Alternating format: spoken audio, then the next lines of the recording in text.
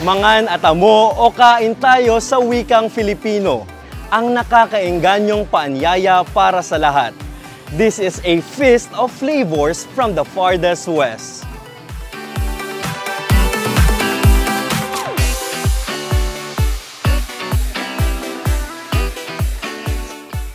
Isa ang food fair sa highlights ng kapistahan ng mangunguna na matatagpuan sa kahabaan ng National Road sa tapat ng lumang Municipal Hall.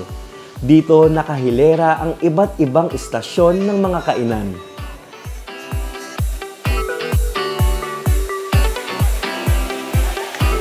At kasabay ng magandang musika, ang mga tawanan at kwentuhang sumasabay sa malumanay na ihip ng hangin sa gabi.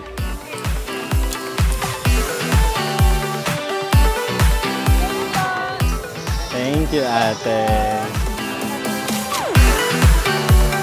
Okay. Ang kainan natin is bestseller nila, which is the Sugarcane Mint Classic. Ay, sorry. Wow. It tastes natural talaga. Talagang pagka tinikman mo siya is malalasahan mo talaga ang totoong sugarcane. So, tara, samahan niyo ako. Hanap naman tayo ng masarap na pagkain.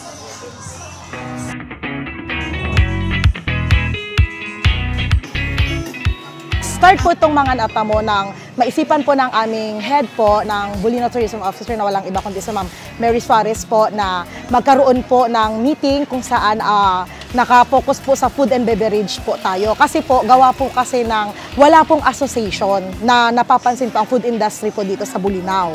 At nung first day po na nag-meeting po, doon din po agad-agad na naisip po ang pangalan at doon din po agad nag-elect po tayo agad ng mga new sets of officer.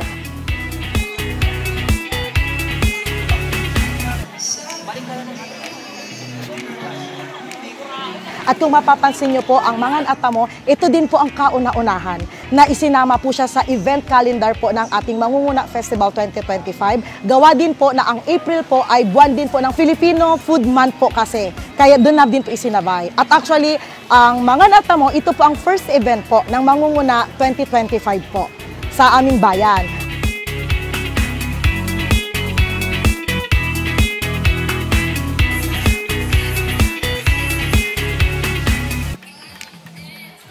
Nag-start po ito noong April 12, 13, 19, 20 at saka isinabay na po ng kapiyastahan ng 25, 26, 27. Kung mapapansin nyo po, every weekend lang po ito. Dahil po alam naman din po natin na sa araw po ng weekend, doon po talaga dinadayo po ang Bulinaw. Sa ngayon po, ang mga active po na nasa install po natin is 20 po sila. Pero ang membro po natin ay nasa 30 plus po sila, sir.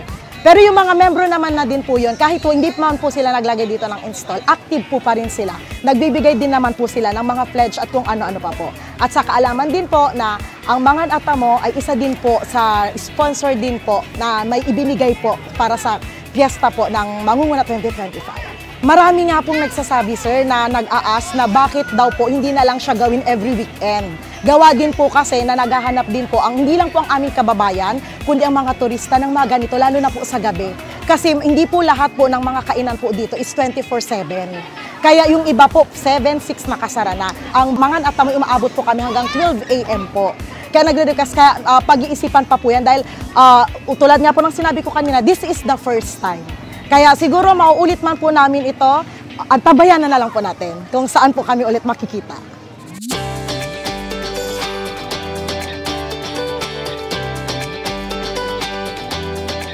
Sa arko ng Mangan at Tamo, ibang klase. Parang sinalubong agad ako ng isang malakas na yakap ng amoy, ang tamis ng tubo, ang bango ng bagong luto, at yung palabok sisig na parang kumakaway na sa akin.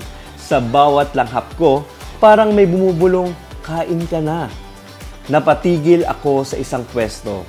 Ayun, hinahalo yung palabok sa ginisang sisig. Hindi ako nakalaban. Nilapitan ko at unang subo ko pa lang napangangako.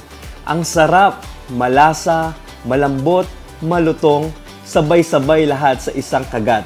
Literal na nakangiti akong ngumunguya habang nakatingin sa paligid. Tapos kung saan-saan may mga naghahagik-gikan, mga bata na nag-e-enjoy sa kanilang kinakain at mga vendor na todo sigaw na, halina kayo, tikman nyo to. Hindi mo mararamdaman na mag-isa ka kasi kahit hindi mo sila kilala, parang pamilya mo na rin sila. Doon ko naramdaman ang Mangan at Amo hindi lang tungkol sa pagkain.